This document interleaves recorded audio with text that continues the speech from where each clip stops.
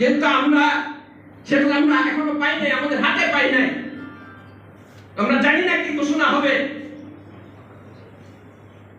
কিন্তু যেটা আমরা আশঙ্কা করছি,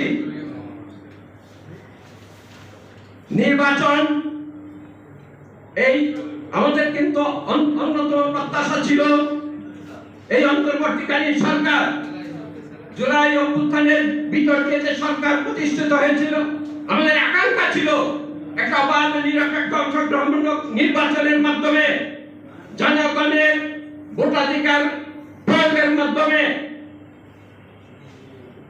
এদেশে একটা জনগণের সরকার প্রতিষ্ঠিত হবে, সেই প্রত্যাশা ছিল আমাদের।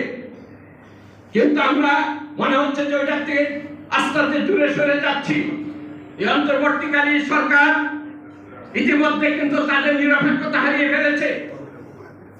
তাদের আশ্রয়ে প্রশ্রয়ে একটা মৌলবাদী গোষ্ঠী মাথা চারা দিয়ে উঠেছে।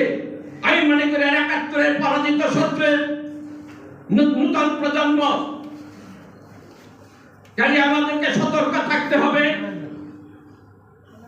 আমরা সেই মৌলবাদী গোষ্ঠী যাতে দেশের রাষ্ট্র ক্ষমতা দখল না করতে পারে এই সরকারের প্রশ্রয়ে, তার জন্য সমস্ত প্রগতিশীল শক্তিকে ঐক্যবদ্ধ থাকতে হবে, লিবারেল ডেমোক্রেটিক শক্তিকে ঐক্যবদ্ধ থাকতে হবে। আমরা বিগত ১৬ বছর বাংলাদেশ বৃহত্তম রাজনৈতিক দল, আমি মনে করি যে এটাকে লিবারেল ডেমোক্রেটিক রাজনৈতিক দল, জাতীয়তাবাদী দল বিএনপির সাথে আমরা আন্দোলন করেছি এবং প্রগতিশীল রাজনৈতিক দল, আমি মনে করি বিএনপির সাথে ঐক্যবদ্ধ হয়ে এই ফ্যানাটিজম ৭১-এর পরাজিত শক্তিকে প্রতিহত করতে হবে এবং আগামী নির্বাচনে স্বাধীনতার পক্ষের শক্তিকে রাষ্ট্র ক্ষমতায় আনতে হবে। কাজী বন্ধুগণ, আমাদের আবার জাতীয় ঐক্য প্রয়োজন। ১৯৭১ সালে মুক্তিযুদ্ধের সময় আমরা যেমন ঐক্যবদ্ধ হয়েছিলাম, পাকিস্তানের সেনাদাসদের বিরুদ্ধে তার ধর্মের নামে দেশের মানুষকে বৈষম্য, এদেশের মানুষের উপর বৈষম্য চাপিয়ে দিয়েছিল।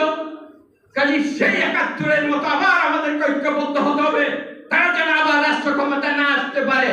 তারা বিভিন্ন ষড়যন্ত্র করছে, বিভিন্ন তাল বাহানা করছে। এই সরকারকে, বর্তমান অন্তর্বর্তীকালীন সেই সরকারকে সামনে রেখে কাজে এটা যেন তারা না করতে পারে।